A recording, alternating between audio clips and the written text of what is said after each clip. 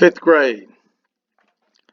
Let's move on with the Korean War, which is part of the Cold War.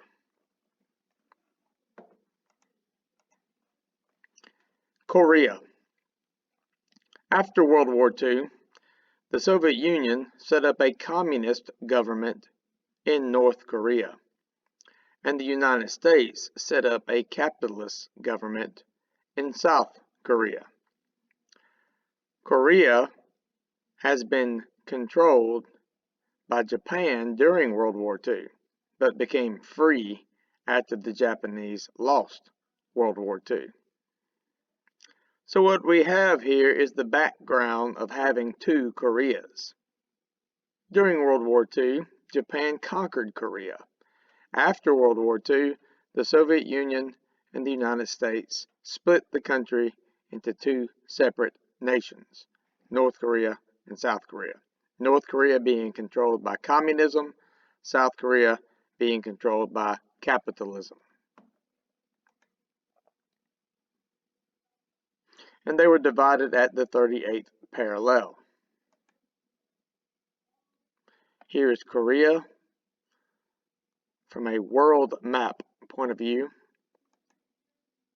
War. The Korean War was fought from 1950 to 1953. The war started with communist North Korea trying to make the rest of Korea communist. In 1950, North Korean troops invaded and quickly conquered much of South Korea. The United States was willing to go to war to keep communism from spreading to this area. President Harry Truman sent United States troops to drive North Korea out of South Korea. The Korean War ended in a ceasefire in 1953. Both sides stopped fighting.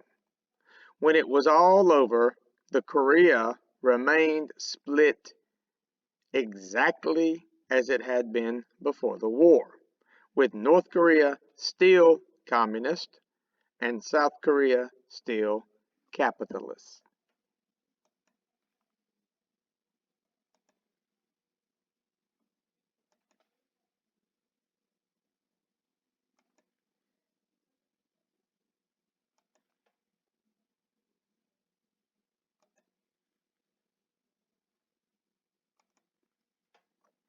And here's a good example of the difference between communism and capitalism.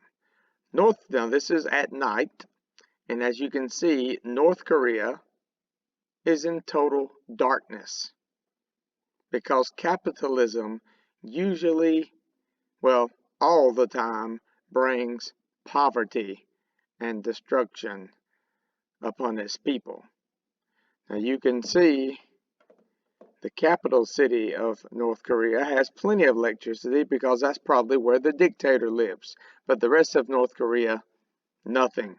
Now South Korea is capitalist, and look at all the lights that are on at night in South Korea because capitalism produces prosperity for all people, not just leaders. All people who are willing to work for it. Last but not least,